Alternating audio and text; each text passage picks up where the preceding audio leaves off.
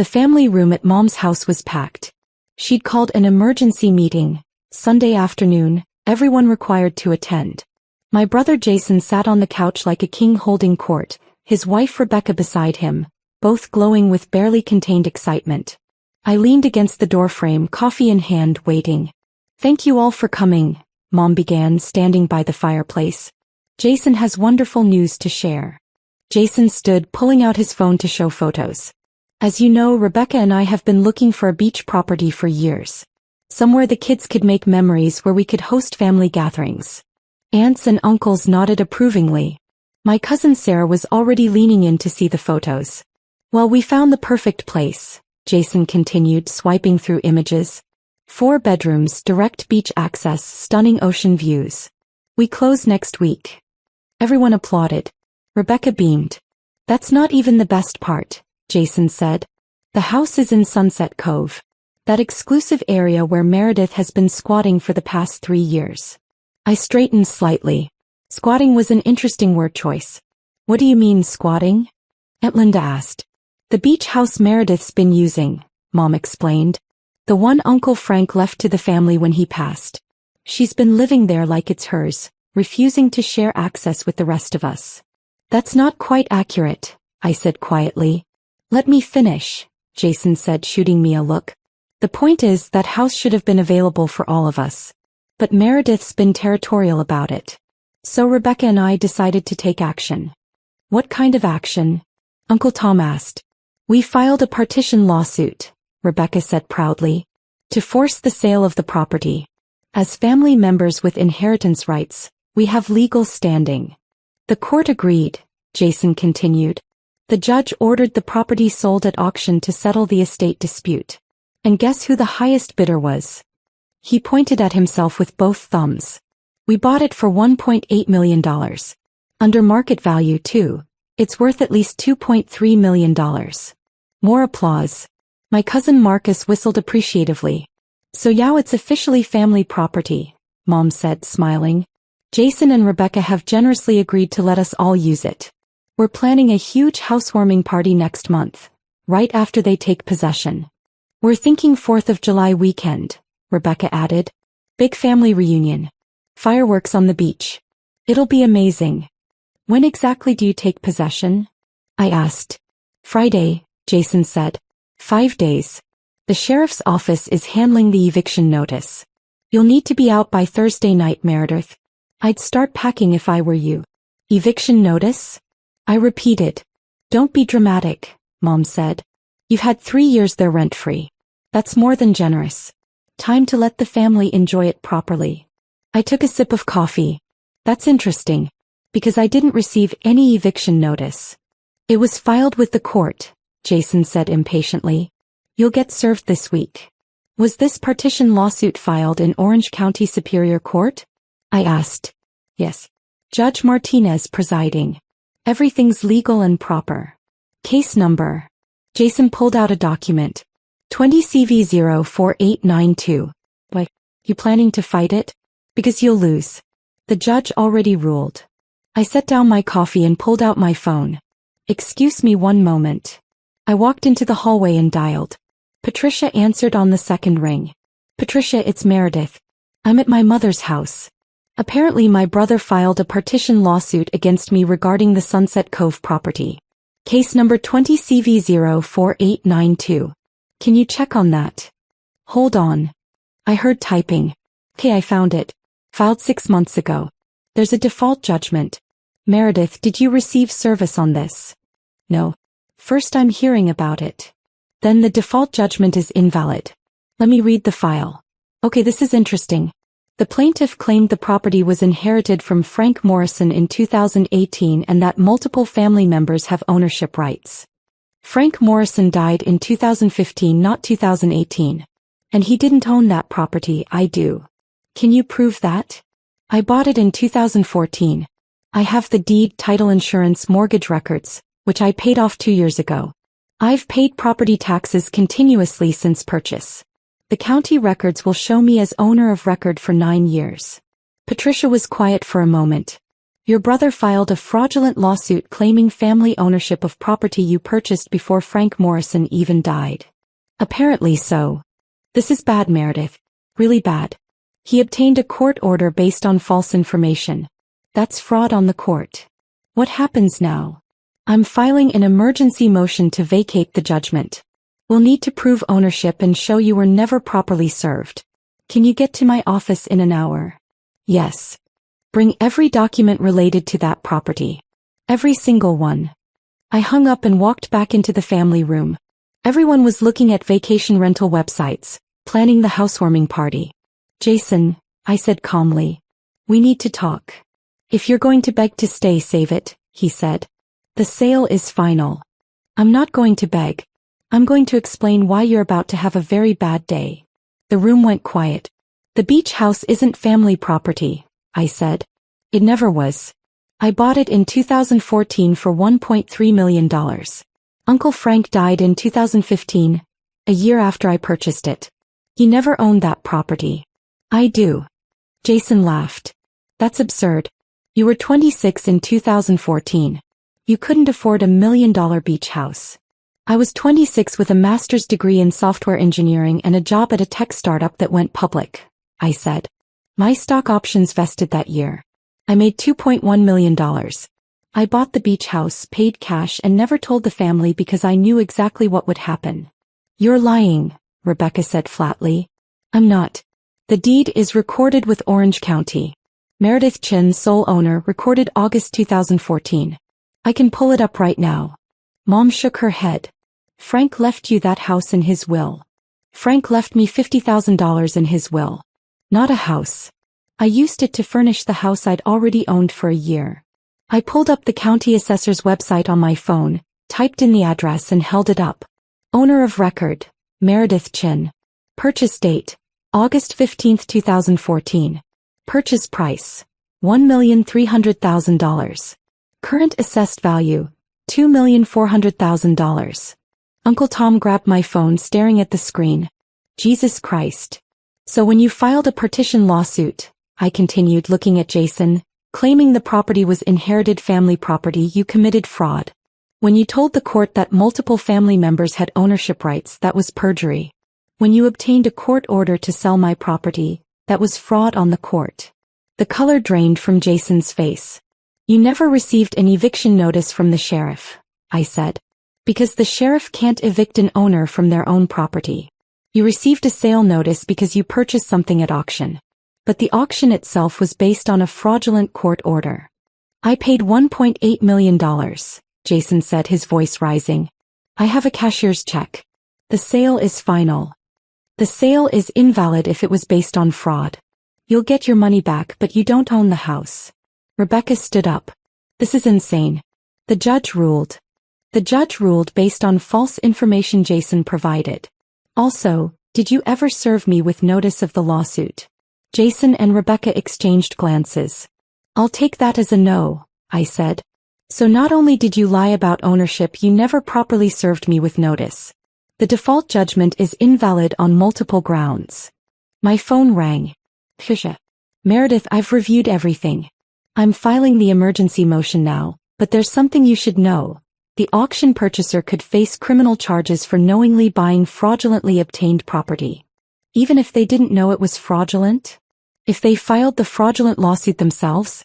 Absolutely. Wire fraud, fraud on the court, possibly theft by deception. And if they try to take possession knowing the ownership is disputed, that's criminal trespass. My brother is the purchaser.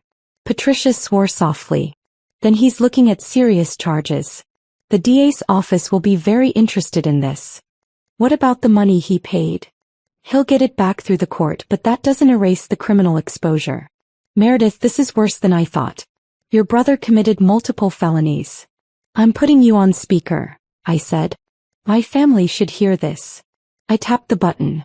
Patricia's voice filled the room. To everyone listening, filing a partition lawsuit for property you don't have rights to is fraud. Providing false information to a court is perjury. Obtaining a court order through deception is fraud on the court. Attempting to take possession of someone else's property is theft and trespass. These are serious criminal offenses with prison time attached. We didn't know, Rebecca said desperately. We thought it was family property. Did you verify ownership before filing? Patricia asked. Silence. Did you do any title search? Did you check county records? Did you confirm that Frank Morrison ever owned the property? Our attorney said. Jason started. Your attorney filed based on information you provided. If you lied to your attorney, that's on you. Patricia's tone was sharp. I'm filing an emergency motion to vacate the judgment within the hour. I'm also notifying the DA's office of potential fraud. Meredith, I need you here now. On my way. I ended the call. The family room was silent except for Mom's quiet crying. This is your fault, Jason said, pointing at me. You hid the fact that you owned the house. You let us think it was family property. I never said it was family property. You assumed. I've been paying property taxes for 9 years. My name is on public records. You never bothered to check because you wanted it to be family property. We're going to lose $1.8 million because of you. No, you're going to get $1.8 million back from the court. What you're going to lose is your clean record. Possibly your freedom, depending on what the DA decides. Aunt Linda found her voice. Meredith, surely you don't want your brother arrested? Over a misunderstanding. This wasn't a misunderstanding. Jason filed a lawsuit claiming ownership of my property. He lied to a judge. He obtained a fraudulent court order. He tried to have me evicted from my own house. And you all sat here planning a party to celebrate stealing my home. Family doesn't press charges against family, Mom sobbed. Family doesn't steal houses from family, I shot back. But here we are. I grabbed my purse. I'm going to my attorney's office now. Then I'm going home, to my house that I own that Jason will never set foot in. The housewarming party is cancelled. The family vacation spot you were all planning? Not happening. Because it's mine and it always was. Meredith, wait, Uncle Tom called. I turned at the door. For the record, if Jason had actually asked, not demanded or assumed or sued, I might have let the family use the house sometimes. I've hosted you all before. But you didn't ask. You tried to take. So now nobody gets anything. I walked out. The emergency motion hearing was scheduled for Wednesday morning, 2 days before Jason's planned possession date. Patricia had compiled everything. The original purchase documents from 2014, 9 years of property tax payments, utility bills in my name, mortgage records showing I'd paid off the loan in 2021, even photos of me at the house dated before Uncle Frank's death. Judge Martinez looked tired when she entered the courtroom. Jason and Rebecca sat with their attorney, a nervous-looking man named Morrison who clearly hadn't done proper due diligence. Ms. Chen, the judge said, I've reviewed your motion and the supporting documents. This is highly irregular. Your Honor, Patricia stood. The partition lawsuit was filed based on entirely false premises. The plaintiff claimed the property was inherited family property when in fact my client purchased it a year before the supposed decedent even died. My client was never properly served with notice. The entire proceeding is fraudulent. Judge Martinez turned to Jason's attorney. Mr. Morrison, did you verify ownership before filing? Morrison stood shakily. Your Honor, my clients informed me the property was family property inherited from Frank Morrison in 2018. Frank Morrison died in 2015, Patricia interrupted. Not 2018. And he never owned the property in question. The judge pulled up something on her computer. County records show Meredith Chen as owner since August 2014. Continuous tax payments. No liens, no disputes, clear title. He looked at Jason. Mr. Chen, where did you get the information that this was family property? Jason stood. My mother told me. Your mother isn't a property records expert. Did you do any independent verification? Our family had been using the house. That's not what I asked. Did you verify ownership before filing a lawsuit? No, Your Honor. The courtroom was silent. Did you attempt to serve Ms. Chen with notice of the partition lawsuit? We sent a letter to the property. A letter is not proper service. Was she personally served by a process server or sheriff as required by law? No, Your Honor. Judge Martinez's expression hardened. So you filed a lawsuit claiming ownership of property you didn't verify you had rights to, You never properly served the actual owner, and you obtained a default judgment by default because the owner, who had no idea she was being sued, didn't appear to defend herself. When you put it that way. That's the only way to put it, Mr. Chin. This is fraud on the court. She turned to Morrison. Mr. Morrison, I'm referring you to the State Bar for investigation. You should have verified basic facts before filing. Morrison sat down heavily. The default judgment is vacated, Judge Martinez said. The auction sale is voided. Mr. Chin, your $1.8 million will be returned through the court within 30 days. Ms. Chin is and remains the sole legal owner of the property. Furthermore, I'm referring this matter to the District Attorney's Office for potential criminal prosecution.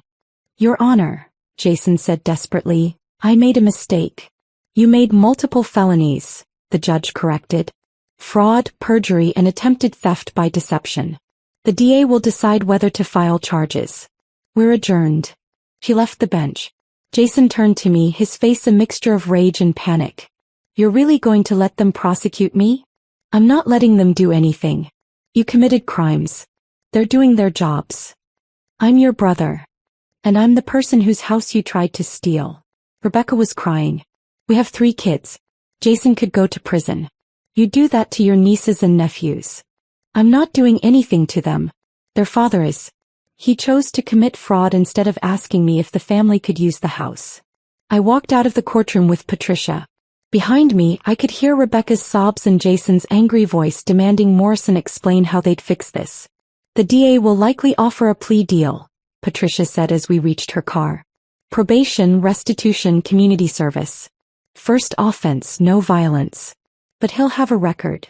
Good. She looked at me carefully. You okay? I'm fine. Tired of being the family ATM and storage unit, but fine. For what it's worth, you handled this perfectly. You had all the documentation, you didn't engage emotionally, you let the law work. I learned from watching my family take and take for years. I made sure everything I built was protected. My phone buzzed. A text from Mom. How could you do this to your brother? He made one mistake. You're destroying his life over a house. I showed it to Patricia. Are you going to respond? No. They still don't get it. They think this is about a house. It's about them believing they're entitled to everything I have. The district attorney did offer Jason a plea deal. 2 years probation, 200 hours community service, restitution of legal fees, and a permanent record. He took it rather than risk trial. Mom stopped speaking to me. Most of the extended family took her side. I was the cruel daughter who'd hidden my success and then destroyed my brother over a misunderstanding. Uncle Tom was the exception. He called me 2 weeks after the hearing. Your mother's telling everyone you trapped Jason, he said. That you deliberately hid your ownership to set him up. I didn't hide anything. My ownership is public record. They never looked. I know. I checked the records myself. You bought that house at 26. That's impressive. Thank you. Frank used to say you were the smart one. That you'd go far if the family didn't hold you back. He paused. I think he was right. After we hung up, I stood on my deck. My beach house deck that I'd owned for 9 years, that was legally and irrevocably mine, and watched the sunset over the Pacific. Jason had planned a housewarming party. Fireworks. A family reunion to celebrate his new beach house. Instead, he had a criminal record and probation. And I had my house, my peace, and the satisfaction of knowing that every safeguard I'd built into my life had worked exactly as designed. The judge had called. The sheriff's cars had pulled up, but not for me.